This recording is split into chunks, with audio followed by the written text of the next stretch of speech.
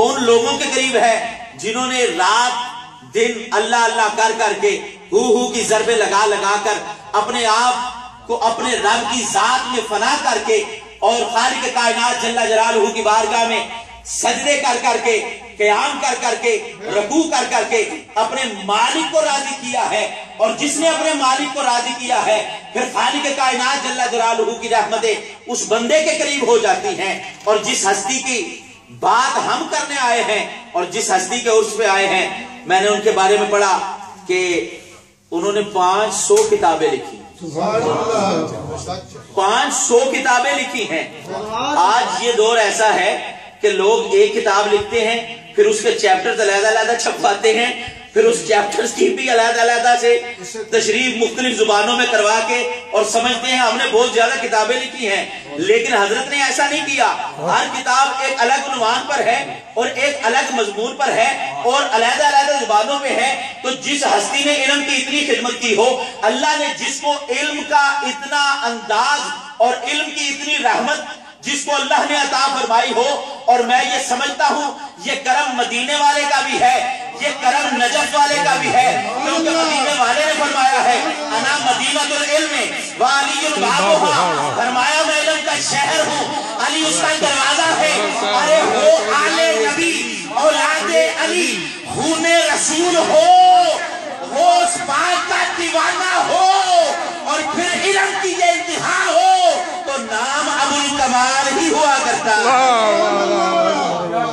کیا بات ہے، کیا بات ہے. نعرہ رسالت، نعرہ تحقیق، نعرہ حیدری، نعرہ غوثیہ، علماء اہل سنت. بھئی یہ بات، یہ جو بزرگ جلوہ گر ہیں یہاں پر، ان کو نہ دیکھو، یہ اولاد ہے اسی سید کی.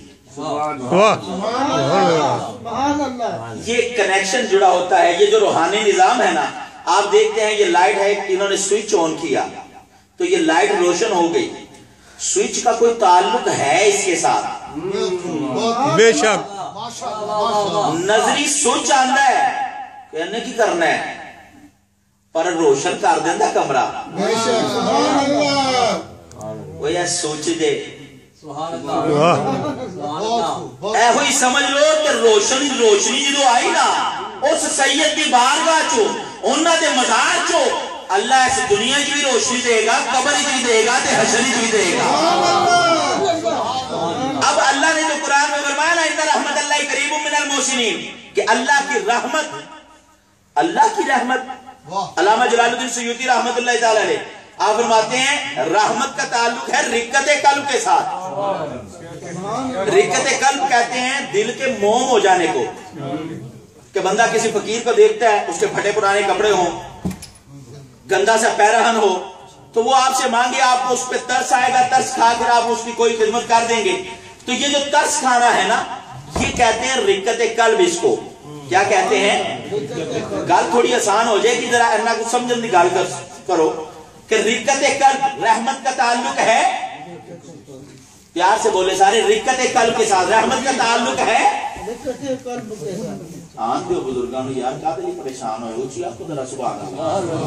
رحمت کا تعلق ہے رقت قلب کے ساتھ، اور رقت قلب کا تعلق ہے قلب کے ساتھ، اور قلب کا تعلق ہے جسم کے ساتھ. اور جسم جو ہوتا ہے وہ کسی طرف میں کسی سمت میں ہوتا ہے.